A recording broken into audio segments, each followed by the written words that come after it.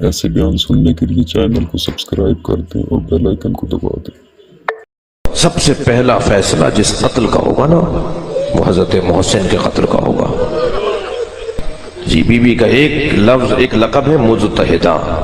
मुजतहिदा लुगत में उस ऊंटनी को कहते हैं जिसके सामने उसके बच्चे को नहर किया जाए। रोते हुए मेरे मौला अस्करी ने फरमाया, अगर चीखने की आवाजें ना होती, अगर शोर शराबे की आवाजें ना होती, तो पसलियों के टूटने की आवाज आ रही थी। अजरो कमल अल्लाह। एक जालिम कहता है, जब दरवाजा जलता हुआ गिरा ना और हम घर में घुस रहे थे,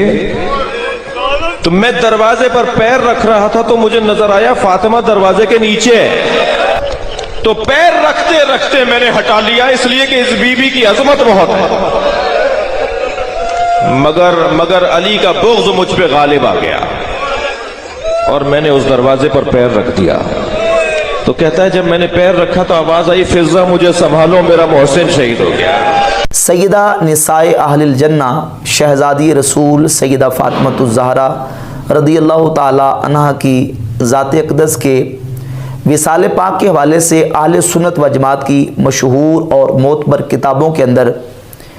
ये तारीख़ मरकूम है कि सैयदा फातिमा ज़हरा रदियल्लाहु ताला अन्हा का विसाल अक़दस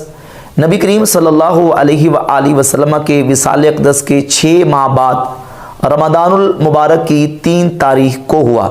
यही राजे और यही अस्साह और यही मशहूर कौल अहले सुन्नत व जमात की किताबों के अंदर मौजूद है। इसी बुनियाद पे अहले सुन्नत व जमात रमज़ानुल मुबारक की 3 तारीख को सैयदा फातिमा ज़हरा रदियल्लाहु ताला अन्हा का दिन मनाते हैं और आप के लिए इसाले सवाब करते हैं और आपका यौम मनाया जाता है। हमारी मोतबर किताबों के अंदर यही तारीख मौजूद है। उनमें से मैं चंद किताबों के हवाला जात आपके सामने रख देता हूँ। ये इमाम मोहम्मद बिन साद की किताब है अत-तबक़ातुल कुबरा, सीरत की जो मशहूर किताबें उनमें से एक किताब है। इसकी जिल्द नंबर 4 के सफ़ा नंबर 257 पे, और इसके अलावा इमाम बुखारी की ये किताब अत-तारीख़ुस-सग़ीर, इसके सफ़ा नंबर 21 पर, और ये हाफिज़ ज़हबी की किताब है सीर-ओ अलामिन नुबला, इसकी जिल्द नंबर 3 सफ़ा 417 पे, और ये हाफिज़ इब्न कसीर की किताब है अल-बिदाया व निहाया,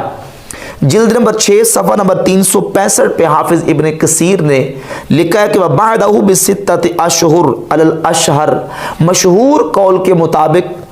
रसूलुल्लाह सल्लल्लाहु अलैहि व आलिहि वसल्लम के विसाल अक़दस के 6 माह बाद सैयदा फातिमा रदियल्लाहु ताला अन्हा का विसाल अक़दस हुआ। इसके अलावा हमारी अहले सुन्नत की बहुत सारी मशहूर और मोतबर किताबों के अंदर मसलन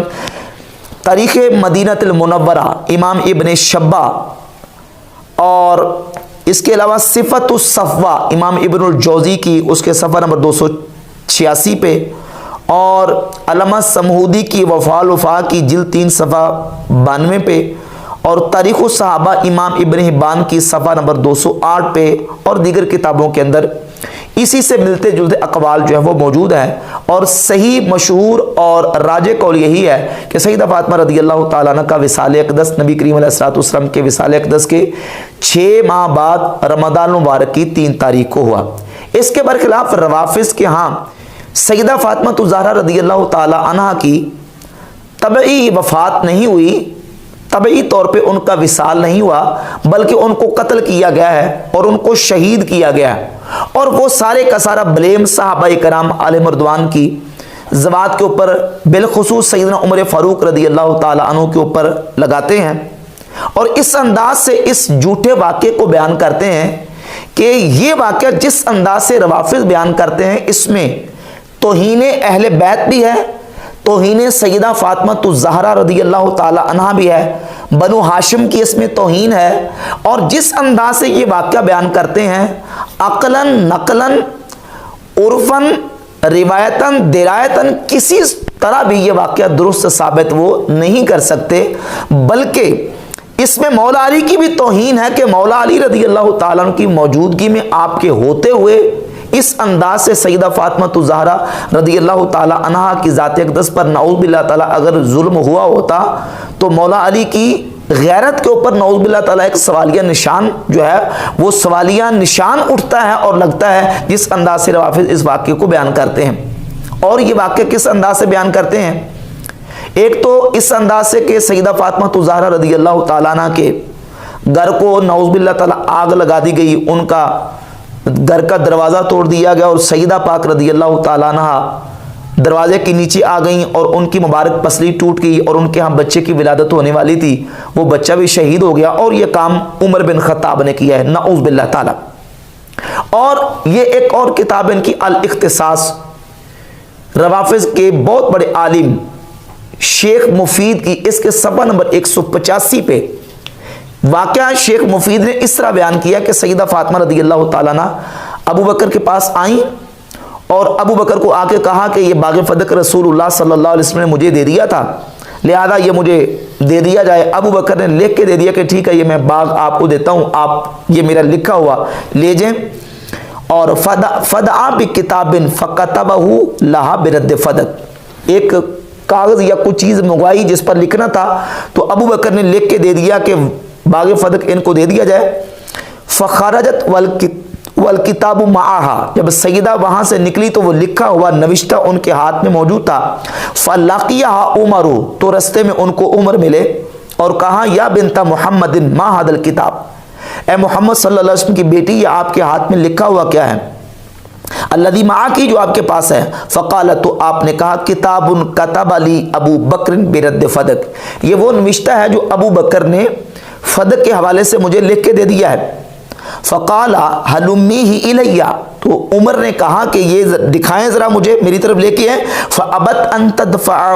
الیہ، تو سیدہ نے انکار کیا کہ میں تمہیں یہ نہیں دکھاؤں گی. نعوذ باللہ تعالیٰ آگے جملہ یہ لکھا ہے شیعہ کے عالم مفید نے کہ فرفسہا برجلہ وکانت حاملہ بابن اسمہ المحسن فاسقطت المحسن من بطنہا. نعوذ باللہ تعالیٰ نعوذ باللہ لکھتا ہے کہ عمر نے پھر ان کو ٹھڈے مارے، ان کے ہاں بچے کی ولادت ہونے والی تھی جس کا نام محسن تھا، تو وہ محسن شہید ہو گئے. ثم لاتمہا، پھر عمر نے سیدہ پاک رضی اللہ تعالیٰ عنہ کو نعوذ باللہ تعالیٰ تمانچے مارے. یہ ایک جھوٹا واقعہ اور مکذوبہ واقعہ مفید نے اپنی کتاب الاختصاص میں صفحہ 185 پہ اس انداز سے بیان کیا.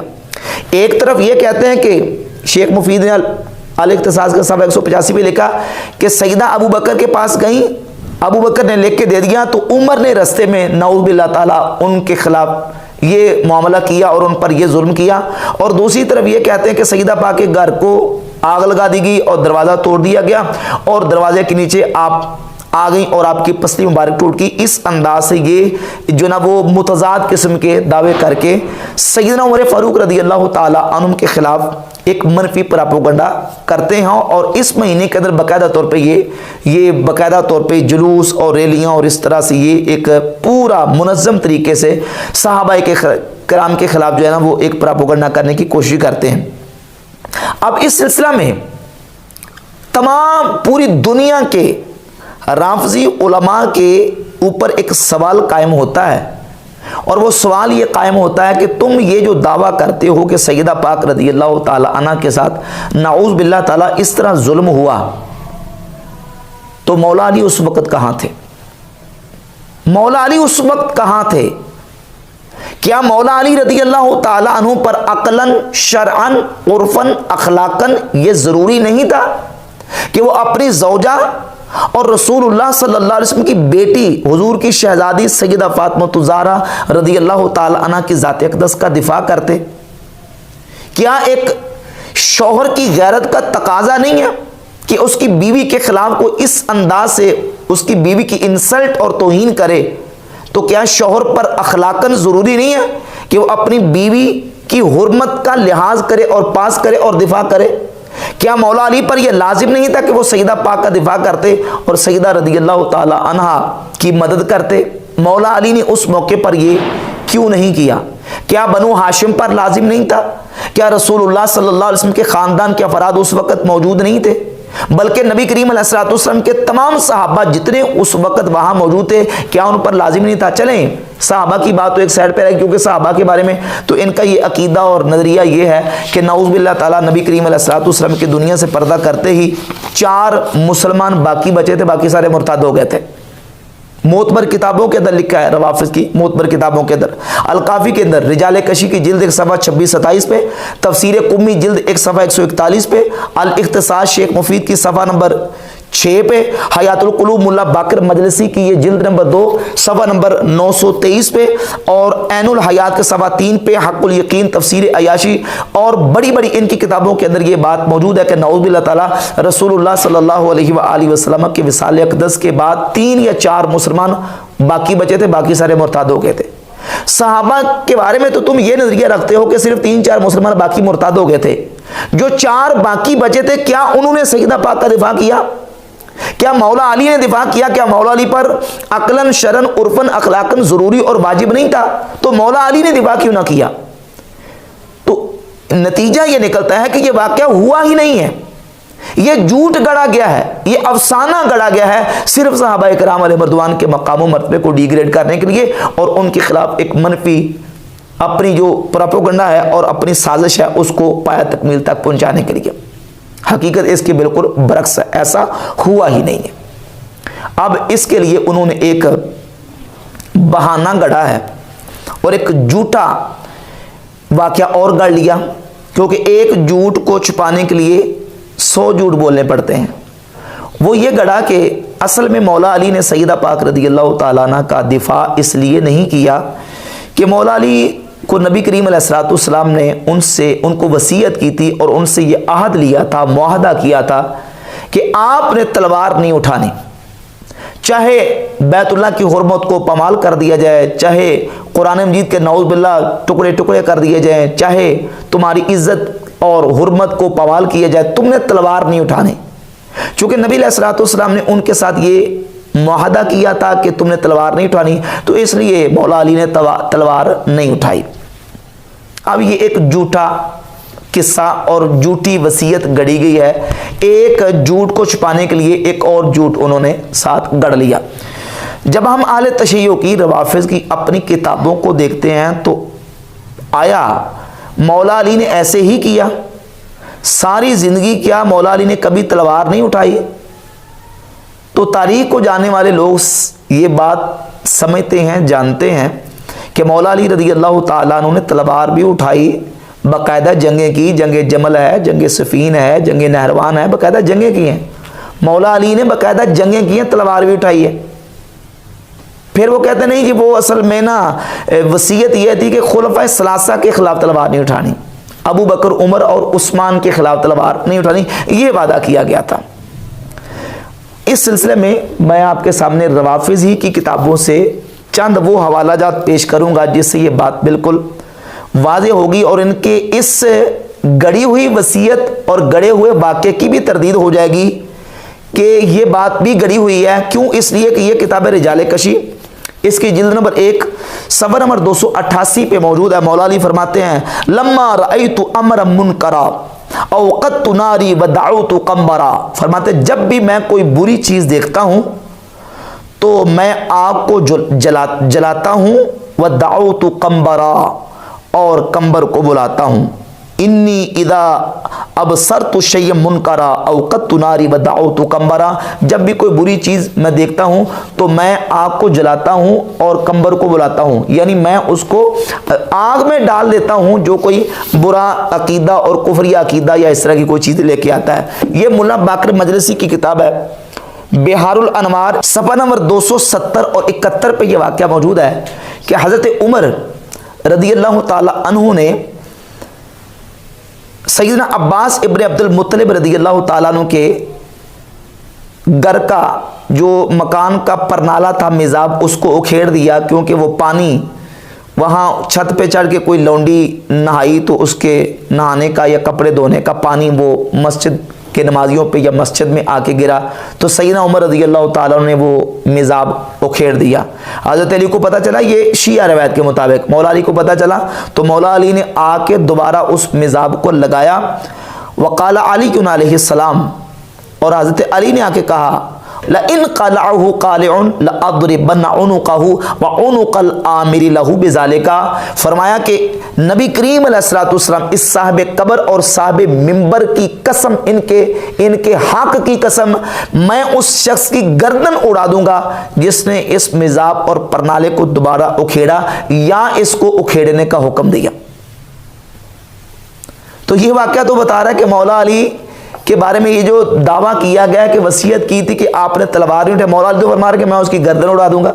مولا علی تو فرما رہے کہ میں آگ کو جلاتا ہوں اور قمبر کو بلاتا ہوں، اس کو جلا دیتا ہوں، ساڑ دیتا ہوں، کوئی امر منکر میں اگر دیکھتا ہوں۔ اور پھر حضرت عمر کے حوالے سے انہی کی کتابوں کے اندر یہ حیات القلوب مولا باقر مجلسی کی جلد نمبر 2 کے صفحہ نمبر 563 اور 64 پہ لکھا ہے کہ حضرت عمر نے ایک دن حضرت علی کو رستے میں دیکھا تو ایک واقعہ بیان کیا کہ حضرت علی کی اس وقت سے میرے دل میں ڈر اور خوف اس وقت سے موجود ہے جب سے جنگ احد ہوئی ہے، جب ہم جنگ احد میں بھاگ رہے تھے تو علی تلوار لے کے آگے اور کہا کہ میں دشمنوں کو مارنے سے پہلے تمہیں ماروں گا جو تم بھاگ رہے ہو، تو لہذا واپس آ جاؤ۔ تو اس وقت سے لے کر آج تک علی کی ہیبت اور علی کا خوف میرے دل میں موجود ہے۔ حیات القلوب میں مولا باقر مجلسی تو واقعہ یہ لکھ رہا ہے کہ حضرت علی کا دل میں حضرت عمر کے خوف تھا، ڈر تھا، آخر وقت تک اپنی خلافت تک بھی ڈر تھا، تو وہ حضرت علی کی موجودگی میں یہ عمل کیسے کر سکتے ہیں؟ پھر حضرت علی نے تلوار اٹھائی ہے کہ نہیں اٹھائی، یہ الاحتجاج طبرسی کی کتاب ہے، ان کا مشہور عالم ہے شیعہ کا، اس کی جلد نمبر 1 کے صفحہ نمبر 242 پہ یہ موجود ہے کہ حضرت علی نے ایک دن خالد بن ولید کو پکڑ لیا، فَأَخَذَهُ عَلِيٌّ علیہ السلام فَجَلَدَ بِهِ الْأَرْض، تو علی پاک نے خالد کو پکڑ کے زمین پر دے مارا، فَاجْتَمَعَ النَّاسُ عَلَيْهِ فَقَالَ عُمَرُ يَقْتُلُهُ وَرَبِّ الْكَعْبَةِ، علی نے جس وقت خالد بن ولید کو پکڑا اور مارا تو لوگ جمع ہو گئے، تو عمر نے کہا رب کعبہ کی قسم یہ علی خالد کو قتل کر دے گا، اور لوگوں نے پھر منتیں سماعتیں کر کے نبی کریم علیہ الصلوۃ والسلام کا وسیلہ دے کے حضرت علی سے کہا، تو حضرت علی نے پھر حضرت خالد بن ولید کو چھوڑ دیا۔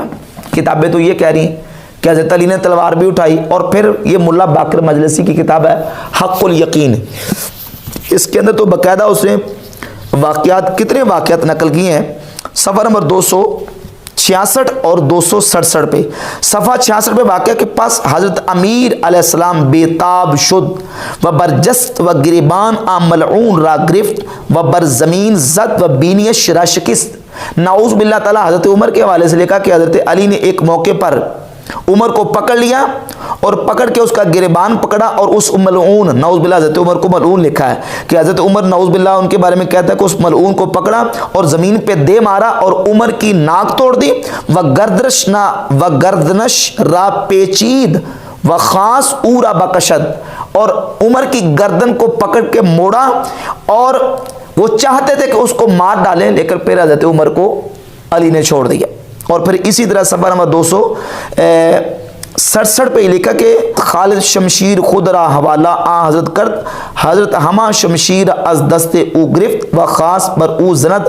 او حضرت را قسم داد و حضرت شمشیر را انداخت، یعنی حضرت علی نے تلوار پکڑی اور تلوار پکڑ کے خالد بن ولید کا سر قلم کرنے ہی لگے تھے کہ خالد نے آگے معافیاں مانگنی شروع کر دی، اور خالد نے معافی مانگی تو پھر حضرت علی نے جو نا وہ اس کو چھوڑ دیا۔ یہ سارے واقعات روافظ کی کتابوں کے اندر موجود ہیں۔ سوال یہ پیدا ہوتا ہے کہ تمہارے دعوے کے مطابق، تمہاری کتابوں کے مطابق، اگر مولا علی رضی اللہ تعالیٰ عنہ وہ خالد بن ولید کو پکڑ سکتے ہیں، نعوذ باللہ حضرت عمر کو مار سکتے ہیں، اور دیگر تلوار کے ساتھ جو ہے وہ اپنے دشمنوں کے ساتھ مقابلہ کر سکتے ہیں، تو مولا علی رضی اللہ تعالیٰ عنہ نے سیدہ فاطمہ الزہرا رضی اللہ تعالیٰ عنہ کا بدلہ کیوں نہیں لیا؟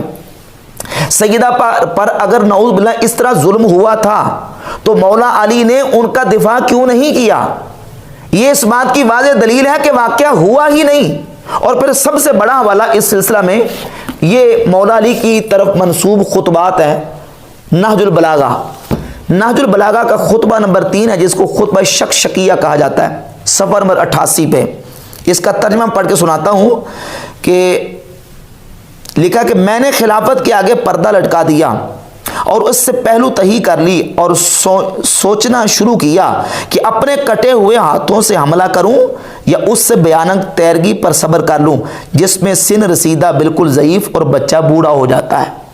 اصل میں اس میں یہ لکھا کہ گویا کہ حضرت علی یہ کہہ رہے تھے کہ چونکہ میرے پاس اس وقت انصار و عوان و آیان موجود نہیں ہیں میرے ساتھ بدر کرنے والے، تو اس لیے چونکہ گویا کہ میں کٹے ہوئے ہاتھوں کے ساتھ ہوں، اس لیے میں ان کے خلاف جو نا وہ تلوار نہیں اٹھا سکتا۔ اور انہی کتابوں کے اندر یہ ملا بکر مدرسی کی حق تھوڑی یقین ہے، اس کے صفحہ نمبر 288 بھی لکھا کہ مولا علی فرماتے ہیں اگر میرے پاس 40 ایسے افراد ہوں جو باوفا ہوں تو میں تلوار لے کے ابو بکر کے خلاف کھڑا ہو جاؤں۔ تو وہ وصیت والی بات کہاں گئی؟ تم تو یہ کہہ رہے تھے کہ نبی کریم علیہ السلام نے ان کو وصیت کی تھی کہ تم نے تلوار نہیں اٹھانی۔ حق الیقین کے اندر لکھا ہے کہ مولا علی فرماتے ہیں میرے پاس 40 افراد ہوں باوفا تو میں ابو بکر کے خلاف تلوار اٹھاؤں۔ خطبہ شکشکیہ خطبہ نمبر 3 میں یہ لکھا ہے کہ میرے پاس میں سوچ رہا ہوں کہ کٹے ہاتھوں کے ساتھ میں کس طرح ان کے خلاف حملہ کروں۔ تو پتہ چلا کہ وصیت والی بات بھی صحیح نہیں ہے، جھوٹی بات ہے، یہ ہوا ہی نہیں اس طرح۔ اب یہ ساری روافض کی کتابیں ہیں جس کے اندر مولا علی کا نعوذ باللہ تعالیٰ صحابہ کرام کے خلاف لڑنا، قتال کرنا، تلوار اٹھانا، یہ ساری چیزیں موجود ہیں، جبکہ اہل سنت و جماعت کے ہاں بحمد تعالیٰ صحیح احادیث موجود ہے کتب احادیث کے اندر کہ مولا علی رضی اللہ تعالیٰ عنہ سیدنا ابو بکر صدیق سے بھی محبت کرتے تھے، حضرت عمر فاروق سے بھی محبت کرتے تھے۔ صحیح بخاری کے اندر 3677 نمبر حدیث ہے، سیدنا عبداللہ ابن عباس رضی اللہ تعالیٰ عنہ فرماتے ہیں کہ حضرت عمر فاروق رضی اللہ تعالیٰ کی شہادت کے بعد آپ کا جسم چارپائی پہ رکھا ہوا تھا، صحابہ کرام آ رہے تھے اور آ کے حضرت عمر کے لیے دعا کر رہے تھے، مولا علی بھی آئے اور مولا علی نے آ کے حضرت عمر کے لیے دعا کی۔ عبداللہ بن عباس کہتے ہیں میں ابھی کھڑا تھا، میرے پیچھے ایک شخص آیا اور اس نے آ کے میرے کندھے پہ ہاتھ رکھ لیا اور آ کے کہنے لگا کہ اللہ عمر پہ رحم فرمائے، میں نے اکثر طور پر رسول اللہ صلی اللہ علیہ وآلہ وسلم سے سنا ہے، نبی کریم علیہ السلام اکثر یہ فرمایا کرتے تھے کنتو ابو بکر عمر فعلتو ابو بکر عمر وانطلقتو ابو بکر عمر، میں تھا اور ابو بکر تھا اور عمر تھا، میں نے کیا اور ابو بکر نے کیا اور عمر نے کیا، میں چلا اور ابو بکر چلا اور عمر چلا۔ عبداللہ بن عباس کہتے ہیں جس وقت میں نے پیچھے پلٹ کے دیکھا تو وہ حضرت علی تھے، حضرت علی جو حضرت سیدنا عمر فاروق اور حضرت صدیق اکبر رضی اللہ تعالیٰ عنہ کی منقبت بیان کر رہے تھے۔ صحیح بخاری کے اندر 3671 نمبر حدیث ہے، محمد ابن حنفیہ مولا علی کے بیٹے نے آپ سے پوچھا ابو جان یہ بتائیں کہ نبی کریم علیہ السلام کے بعد کون ہستی سب سے افضل ہے؟ تو حضرت علی نے فرمایا کہ ابو بکر۔ کہتے ہیں میں نے پوچھا ان کے بعد؟ تو کہا کہ ان کے بعد حضرت عمر۔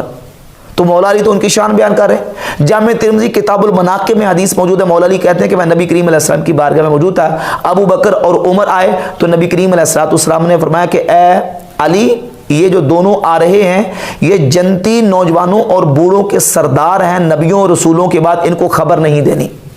حضرت علی تو ابو بکر عمر کی شان بیان کر رہے ہیں۔ مسند احمد ابن حنبل کی پہلی جلد میں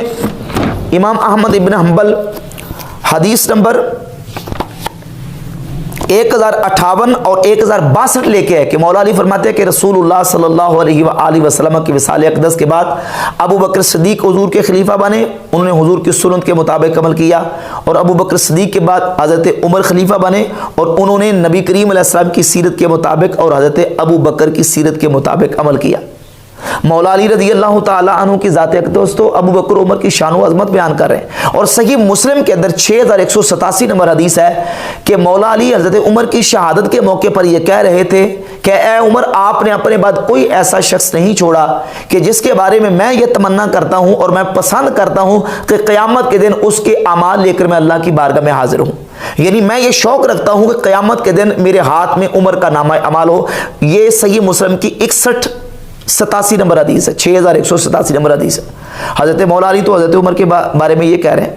مصنف ابن ابی شیبہ میں حدیث موجود ہے کہ مولا علی اکثر طور پر ایک چادر اپنے پاس لے کے رکھا کرتے تھے، تو کسی نے یہ پوچھا کہ آپ اکثر یہ چادر استعمال کرتے ہیں؟ تو مولا علی رضی اللہ تعالیٰ عنہ نے فرمایا کہ یہ چادر مجھے میرے صدیق، میرے رفیق، میرے دوست عمر نے مجھے ہدیہ اور گفٹ کی ہے، اس لیے میں یہ چادر استعمال کرتا ہوں۔ مصنف ابن ابی شیبہ میں ایک اور روایت موجود ہے کہ سیدنا ابو بکر صدیق رضی اللہ تعالیٰ عنہ نے اپنے وقت وصال یہ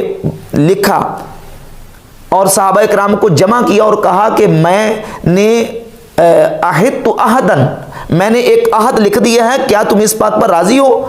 تو سب نے کہا ہم راضی ہیں۔ حضرت علی نے کہا میں راضی نہیں ہوں، میں تب راضی ہوں گا اگر آپ نے اس میں حضرت عمر کا نام لکھا ہوگا۔ حضرت عمر کے ساتھ مولا علی کی محبت دیکھیے۔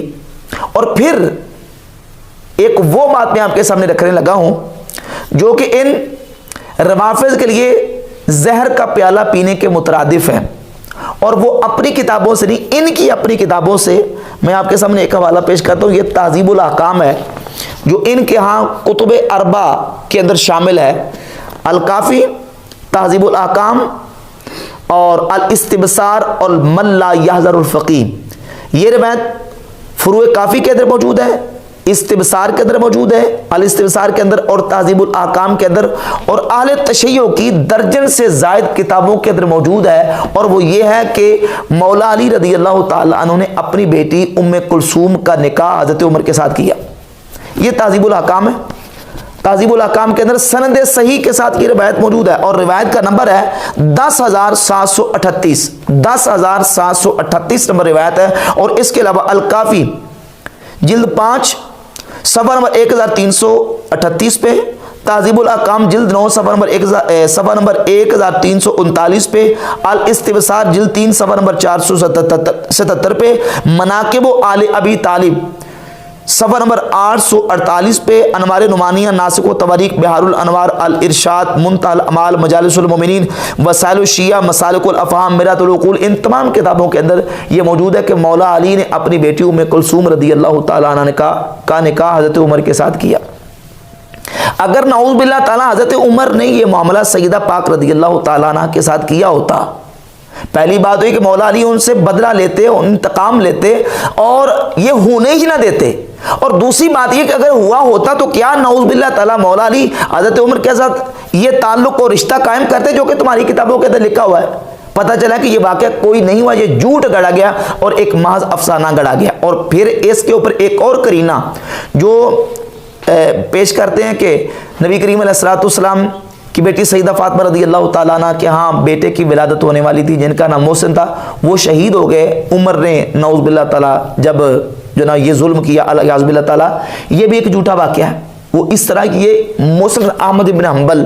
حدیث کی کتاب ہے، اور امام بخاری اپنی کتاب الادب المفرد میں یہ روایت لے کے میرے پاس جو نسخہ ہے دار الاحیاء تراث العربی بیروت لبنان سے، اس کے اندر 771 نمبر حدیث ہے۔ مولا علی رضی اللہ تعالیٰ عنہ نبی کریم علیہ السلام کی بارگاہ اقدس میں حاضر ہوئے